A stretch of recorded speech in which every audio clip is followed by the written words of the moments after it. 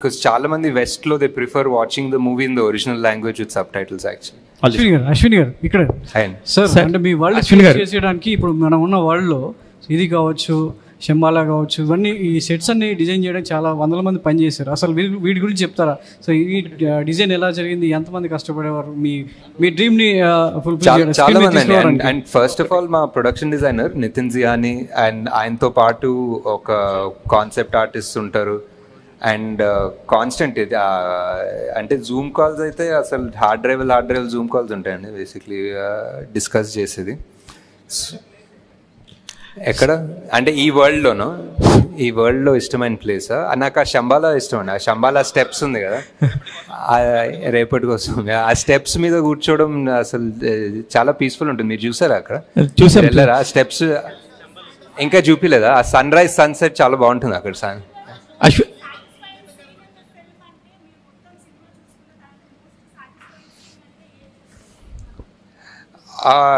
రెండు అనుకోవచ్చండి, but for interval definitely where వీళ్ళ మూడు స్టోరీస్ కలిసి మొదలవుతుందన్న ఫీలింగ్ వస్తుంది కదా వెన్ ఆ దీపిక మొదట అడుగేసి ఆ మంటల్లో నుంచి వెళ్ళడం. That's definitely my one of the original ideas and I think it came out almost as I imagined it if not better. Sir Nag Ashwin గారు తెలీదు, ఇంకా ఎవరిని అడగలేదు,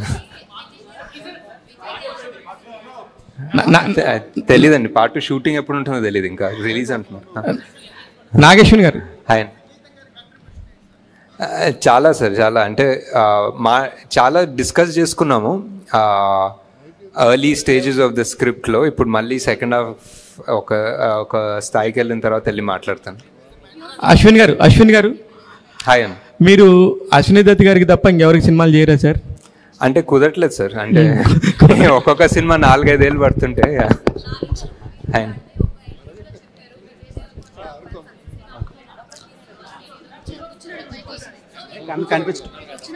నాగశ్విన్ గారు ఆ ఫస్ట్ పార్ట్ చెప్పలేదండి, సెకండ్ పార్ట్ చెప్పాను, ఉంటారని చెప్పాను. యా కంఫర్ట్, లక్కీ చామ్ అన్ని, యా డెఫినెట్లీ. నాగశ్విన్ గారు హియర్. యాక్చువల్లీ 3 times చూసాను మూవీ నేను. అర్థం కాని పాయింట్ ఏంటంటే రాక్సీ క్యారెక్టర్ 4వ సార్లు చూడాలి ఇప్పుడు. చూస్తాను సార్, ఈ రోజు కూడా వెళ్తాను ఈవినింగ్. సో రాక్సీ క్యారెక్టర్ ఉంది కదా, అందరూ ఫెర్టైల్ ఉమెన్స్ ని కాంప్లెక్స్ లో పెడుతున్నారు. సో ఆ అమ్మాయి ఎక్కడి నుంచి వచ్చింది అని ఒక చిన్న డౌట్ ఉంది. ఆ ఓపెనింగ్ లో ఒకటి ఆ డివైస్ తోటి చెక్ చేస్తారు కదా ఎవరన్నా అమ్మాయికి ఒక ఫర్టిలిటీ ఉందా లేదా అని. అవును. సో ఇంకా ఆబ్వియస్లీ ఆమె ఇన్ఫర్టైల్ అన్నట్టే, ఇంకా అందుకే తీసుకోలేదు ల్యాబ్స్ లో. అన్ని క్యామియోస్ లో అనుదీప్ గారికి చాలా మంచి రెస్పాన్స్ వచ్చింది థియేటర్ లో. ఐ థింక్ ఆర్జీవి గారికి అన్నిటికన్నా బెస్ట్ రెస్పాన్స్ వచ్చింది అనుకుంటా యాక్చువల్లీ. సార్ ఇక్కడ సార్, సో మహాభారతంలో మోస్ట్ సెల్ఫ్లెస్ క్యారెక్టర్ ఎవరంటే కర్ణుడు.